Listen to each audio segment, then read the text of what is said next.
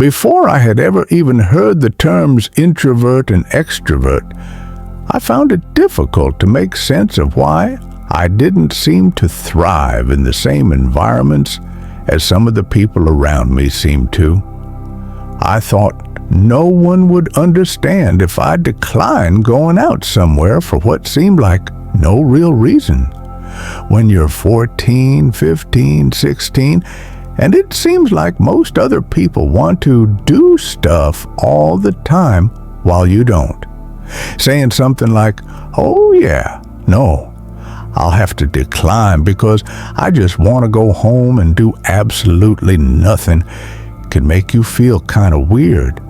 I do want to say that I don't even know if I'm particularly fond of the words introvert and extrovert, to be honest, because it sort of implies that it's black and white, as if a person is either one or the other, when in reality, it's a spectrum where you're either more introverted or more extroverted.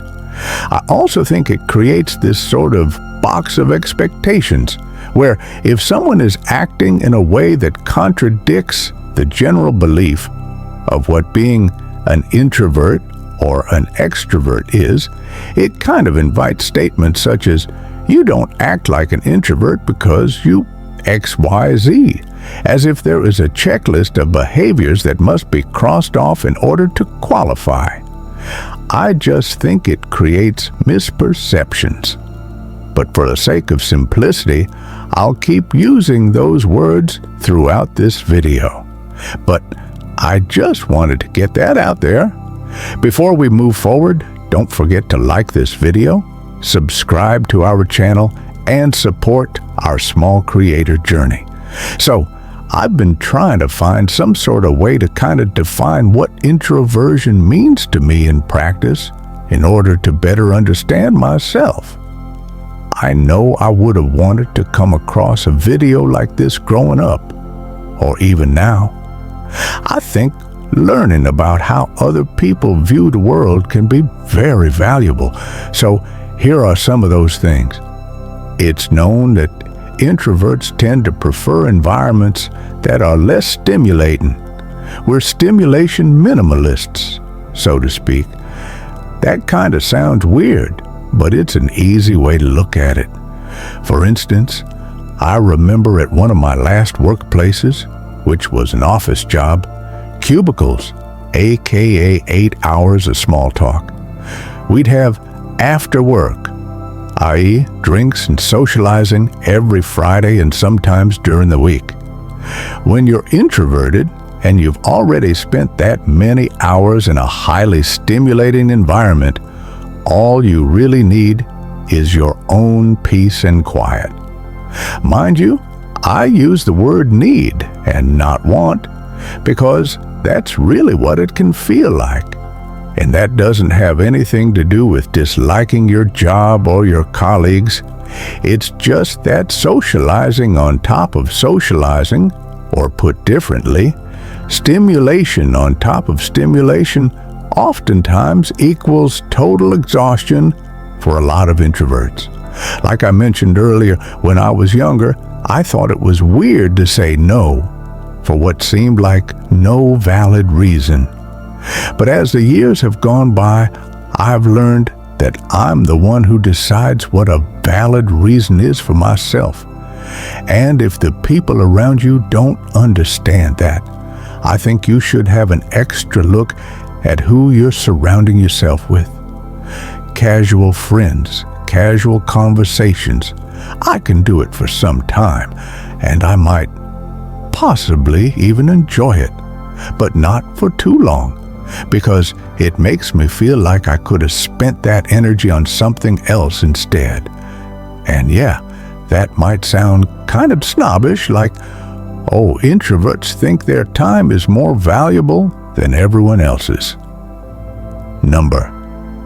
It's as simple as the fact that different people prefer to spend their time in different ways.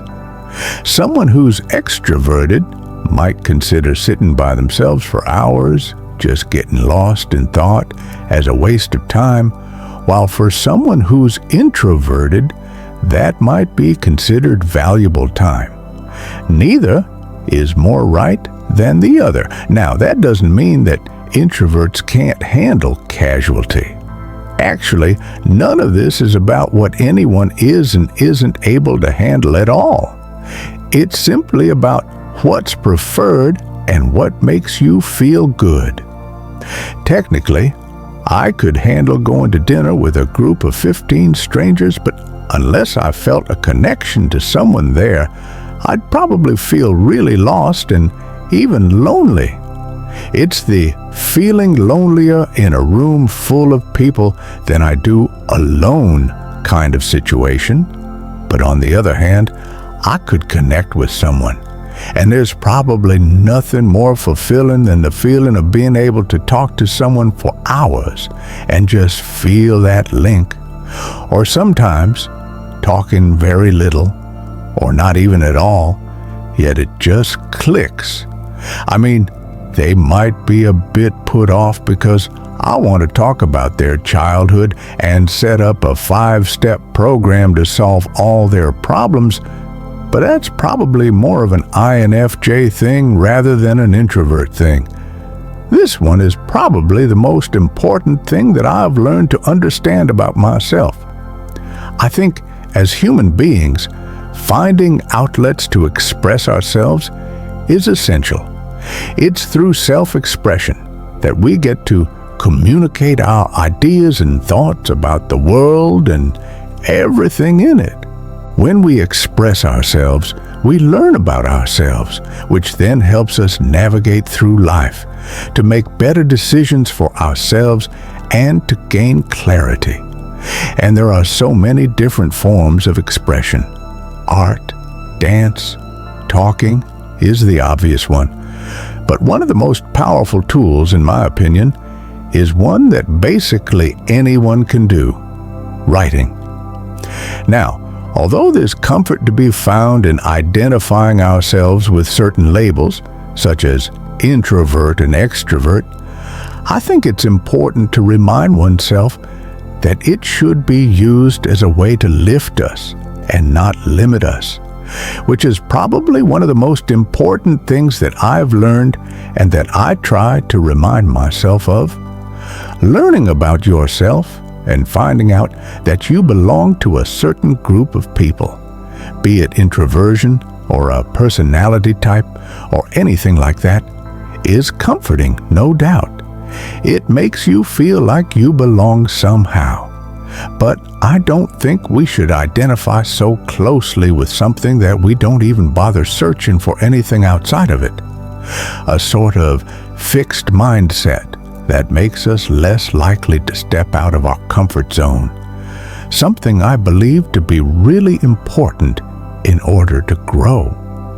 For instance, if you value deep relationships but hate small talk and therefore avoid trying to get to know people overall, you'll be missing out on those potential relationships, because small talk is usually how most conversations start out. What I'm trying to say is, I don't think it's a good idea to miss out on life because you don't want to be uncomfortable. I also don't think we should identify so closely with something that we feel like we need to adhere to certain expectations about what that label means. Like, you don't need to love books and hate parties to consider yourself an introvert. There have been times in my life when I've loved going out every day and gotten to know lots of new people.